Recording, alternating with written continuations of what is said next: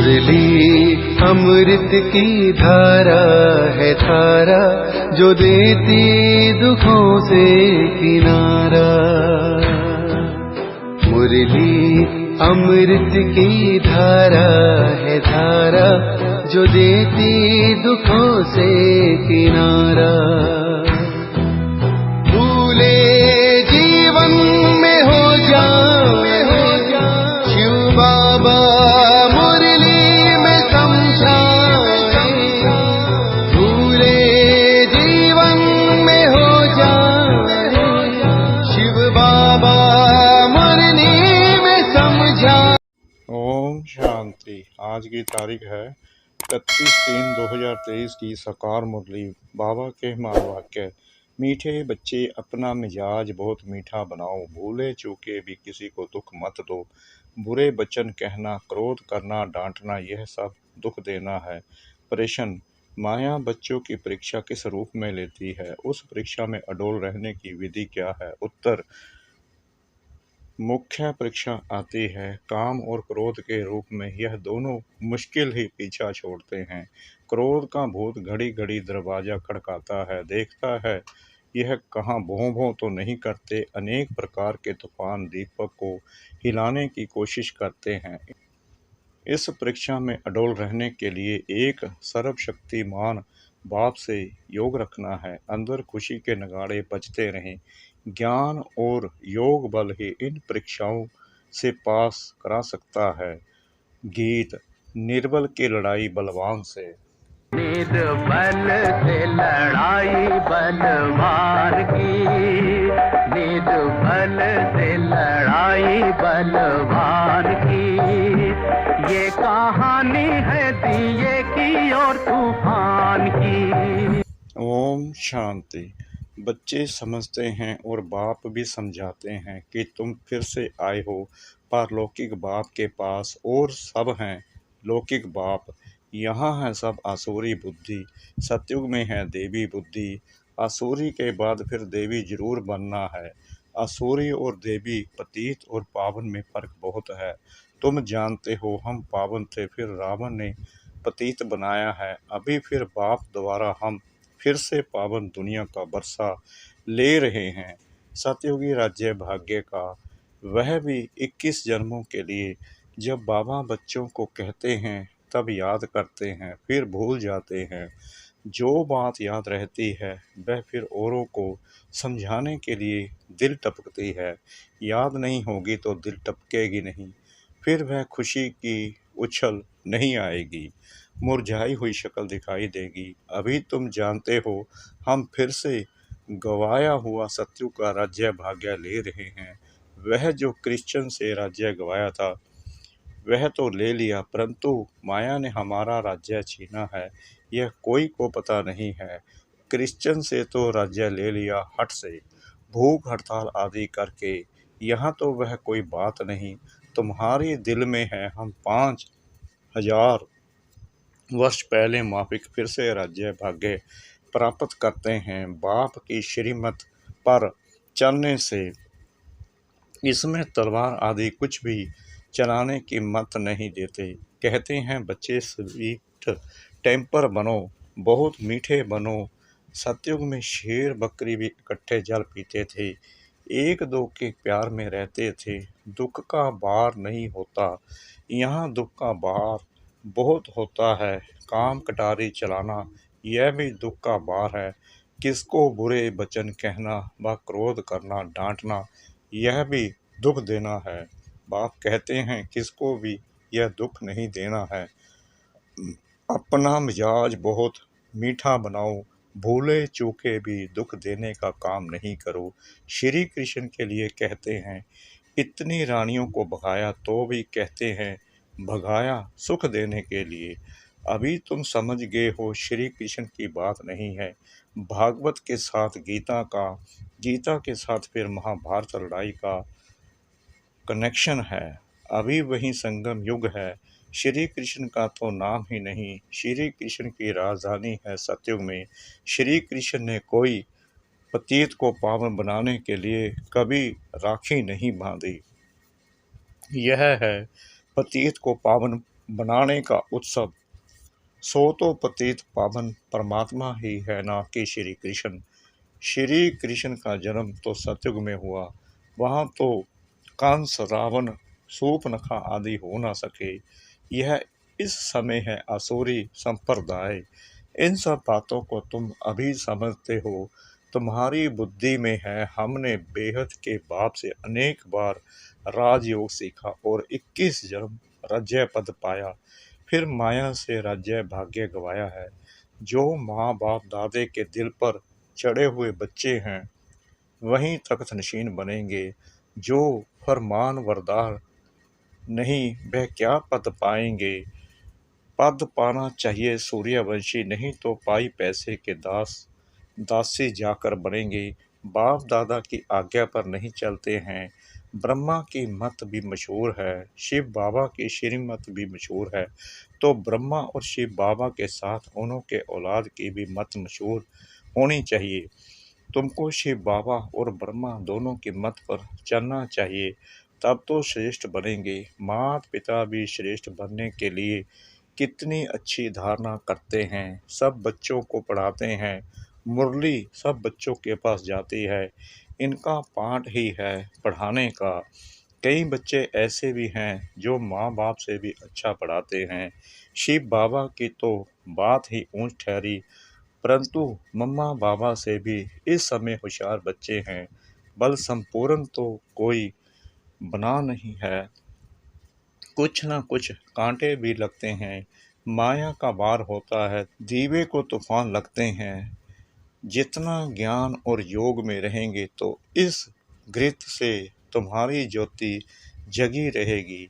कोई दीपक में घृत थोड़ा कम हो जाता है तो लाइट कम हो जाती है, कोई का दीवा बहुत अच्छा जलता रहता है। आत्मा रूपी दीवे को ही तूफान लगता है, तूफान तो लगेंगे। बाबा कहते हैं नंबर 1 अनुभवी मैं हूँ। रुस्तम से जरूर माया रुस्तम होकर लड़ेगी। बाप समझाते हैं, हे दीवे, ऐसे ऐसे तूफान आएंगे, परंतु कर्मेंद्रियों से कोई पाप कर्म नहीं करना। कोई ने कुछ कहा तो एक कान से सुन दूसरे से निकाल दिया, ऐसा अभ्यास करना पड़े। क्रोध भी मनुष्य की पूरी ही सत्यानाश कर देता है। यह भी बड़ी परीक्षा होती है। क्रोध का भूत आकर दरवाजा ठोकते हैं, देखते ही भों भों करते हैं। अगर कोई भों भों करने लग पड़ते हैं तो दीवा बुझ जाता है।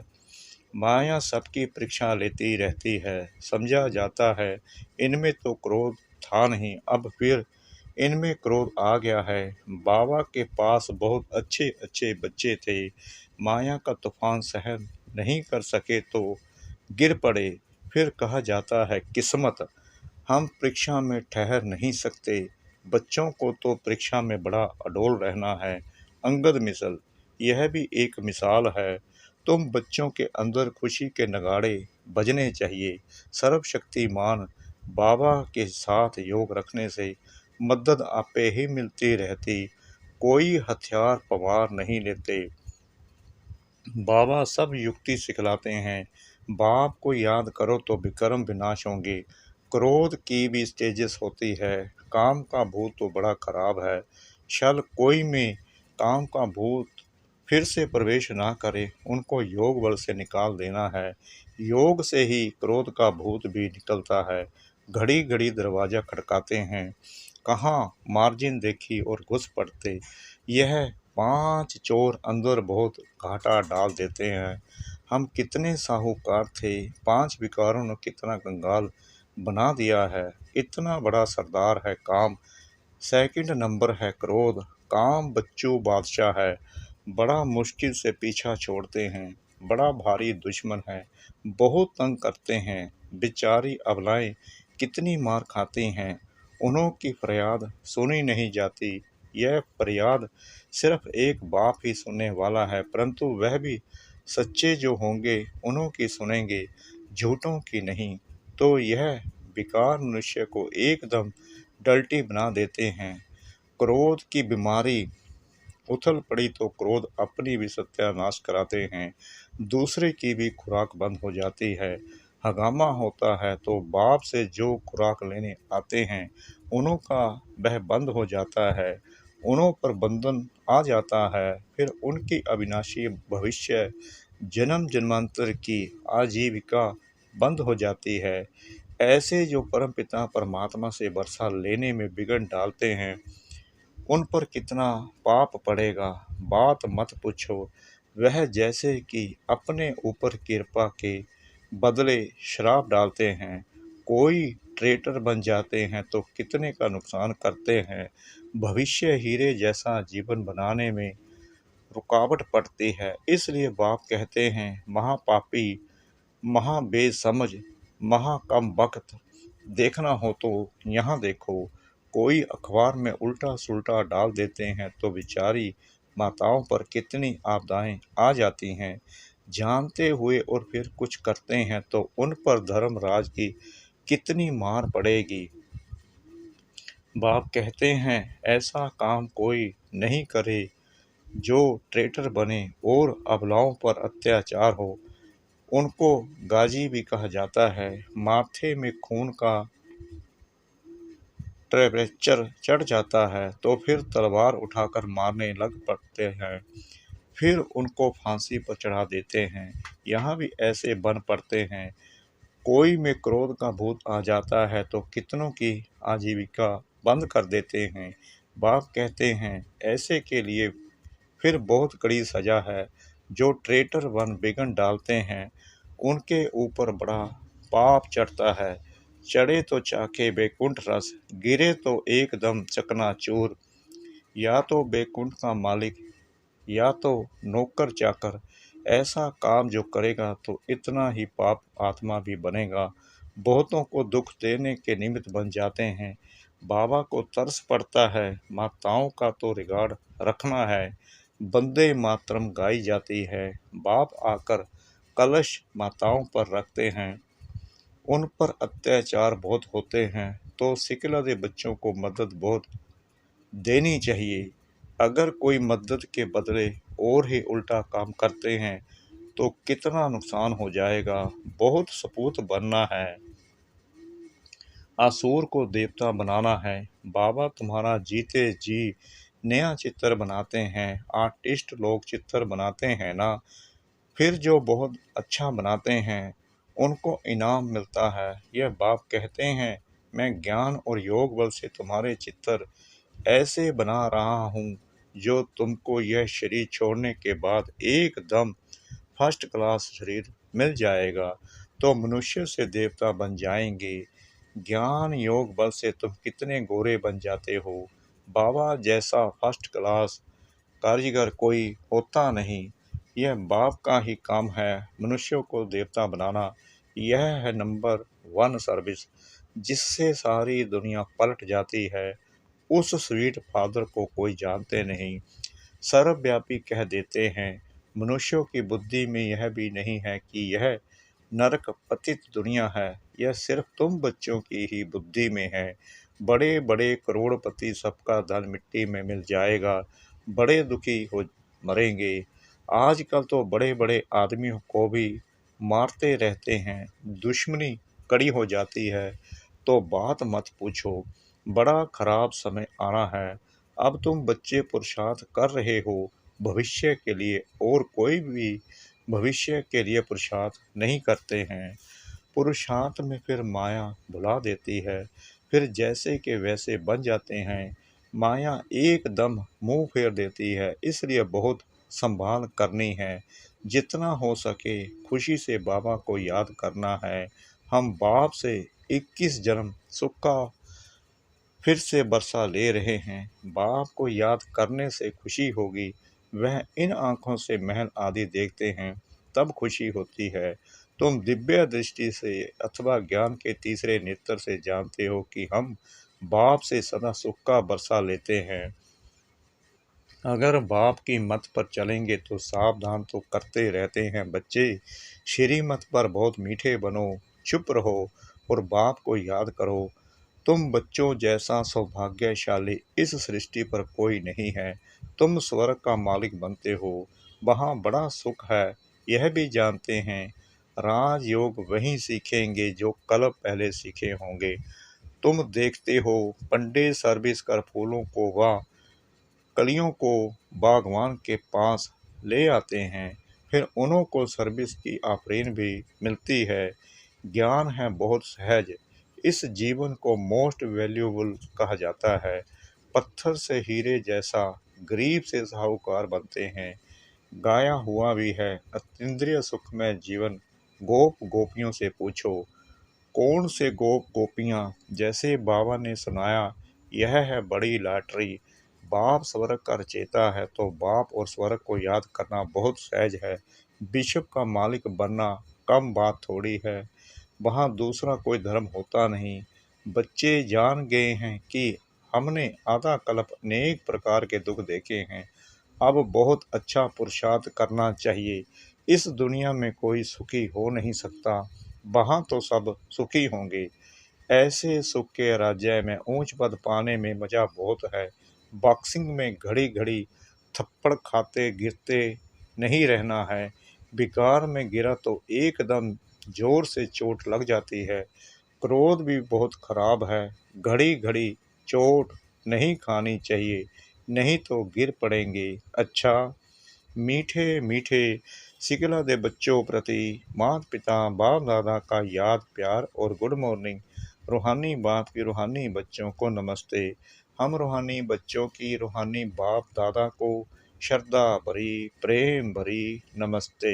शुक्रिया बाबा, शुक्रिया बाबा, शुक्रिया बाबा, इस मीठी मीठी मीठी मुरली के लिए। धारणा के लिए मुख्य सार। नंबर 1, ऐसा कोई भी कर्म नहीं करना है जो अपने ऊपर कृपा की बजाय श्राप आ जाए। कोई भी भूत के वश हो ट्रेटर कभी नहीं बनना है। नंबर 2, श्रीमत पर बहुत बहुत मीठा बनना है, चुप रहना है, बहुत मीठे मिजाज से बात करनी है, कभी काम या क्रोध के वश नहीं होना है। वरदान, सरल संस्कारों द्वारा अच्छे बुरे की आकर्षण से परे रहने वाले सदा हर्षित मूर्त भव। अपने संस्कारों को ऐसा इजी यानी सरल बनाओ तो हर कार्य करते भी इजी रहेंगे। यदि संस्कार टाइट है तो सरकमस्टांस भी टाइट हो जाते हैं। संबंध संपर्क वाले भी टाइट व्यवहार करते हैं। टाइट अर्थात खींचातान में रहने वाले। इसलिए सरल संस्कारों द्वारा ड्रामा के हर दृश्य को देखते हुए अच्छे और बुरे के आकर्षण से परे रहो। ना अच्छाई आकर्षित करे और ना बुराई, तब हर्षित रह सकेंगे। स्लोगन, जो सर्व प्राप्तियों से संपन्न है वही इच्छा मात्रम अविद्या है। जो सर्व प्राप्तियों से संपन्न है वही इच्छा मात्रम अविद्या है। ओम शांति।